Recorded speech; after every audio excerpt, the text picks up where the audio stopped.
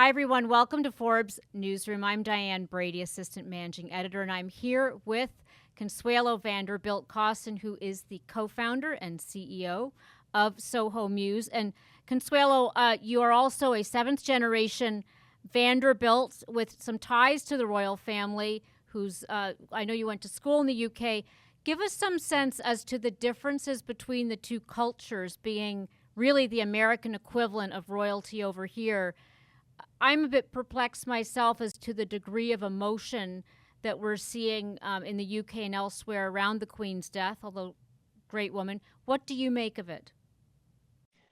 So what the Queen represented in the UK, having moved there when I was 6 years old, she dedicated her life at a very, very young age to her country and to a life of service. And as of today, really, there is no other standing monarch who has done that.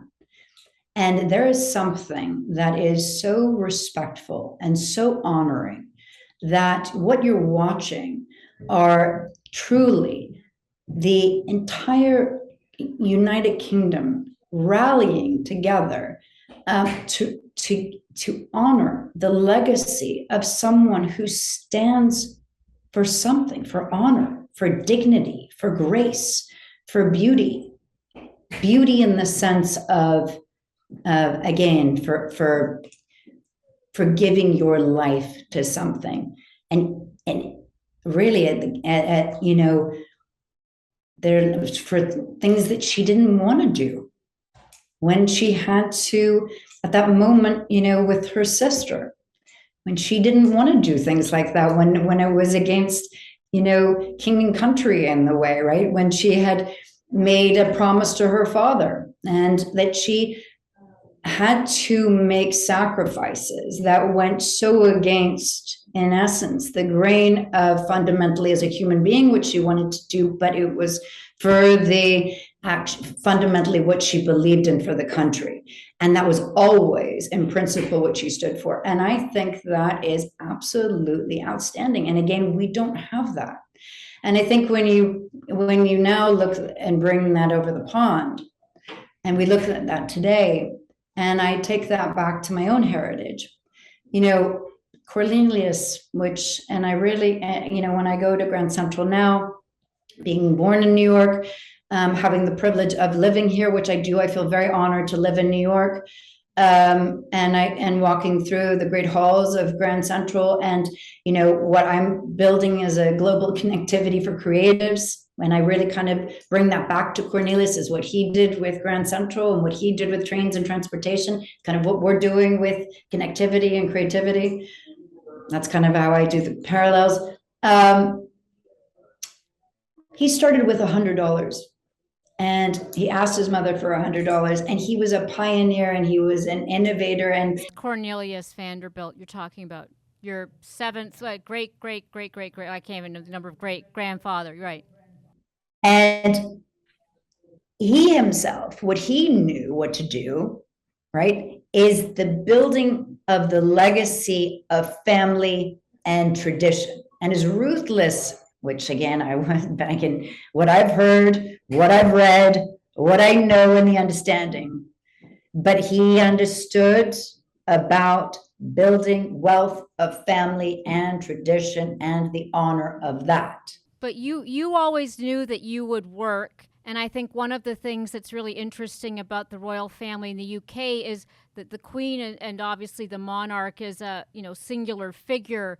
The ecosystem around the monarch can feel very restricting, that you actually have to step outside the royal family if you want to pursue an entrepreneurial career as you have. I mean, tell me about your family legacy. It seems like it was very much imbued from the start that you would always work, essentially. Is that fair to say?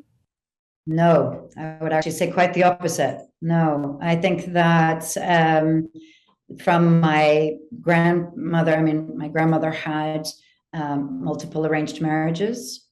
She grew up in a very specific tradition. My mother, the same.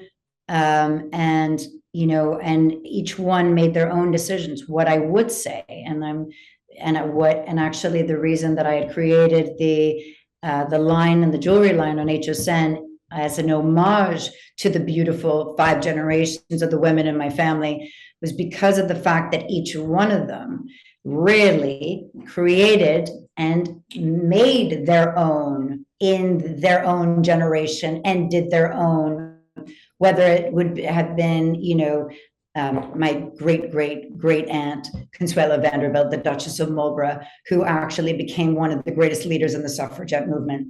She was extraordinary. And at the time, that was unheard of. Her getting divorced was unheard of. She did the unthinkable, and she went against her mother, so each one of them, again, and that was very important to me, again, and kind of what I believed and why I was creating the homage to them. But no, during the time when I said that I wanted to be a singer, there were no singers in my family, and there were really no entertainers at the time when I had decided. So that was not at all what that my family thought that I was going to do. I've always been a rebel. I've always wanted to kind of create my own path.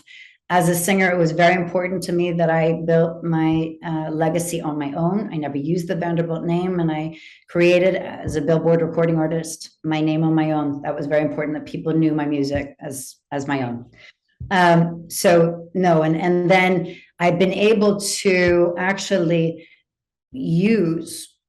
work with, and being able to, and when I say use, in connection with my family and the Vanderbilt name, have the extraordinary gift of being able to give back and to do extraordinary charitable and entrepreneurial initiatives, because that is who my family is. And I feel very proud to be associated and have that. And so tying that back in your original question about the UK and about, kind of where the parallels, I just look and I see what they are doing and why the people are so strongly tied, why they are so deeply affected, is because that is what they know. That is what they know, and different generations are affected in different ways, right? And each one knows the Queen in a different way. And what we know of today is we don't have the same impact. Our presidents, we only know of a certain amount of time. We don't have that. We only look and we dream of the prince and the princess and the king and the queen. That's in our own fairy tale, right? Yeah. So we definitely don't get 70 years of the same person at the helm. So that's very different. And we don't get to dream in that way, and we don't live in that same breath. So we have a different connection where we weren't raised in the same way. And I believe that very strongly. Our unity doesn't stand in the same way. But I think if we can take one thing, I think if we can take in principle in the core foundation of what she stood for, about standing for something and believing in something, and and again, that's why I brought it back to Cornelius. He stood for creating a family unity of legacy and kind of family office, an interesting way of tradition and what they were trying to do, and why that becomes so important. It's interesting, right, of tradition. Great. Well, thank you very much, Consuelo. More to come, and thanks for joining us. Thank you so much.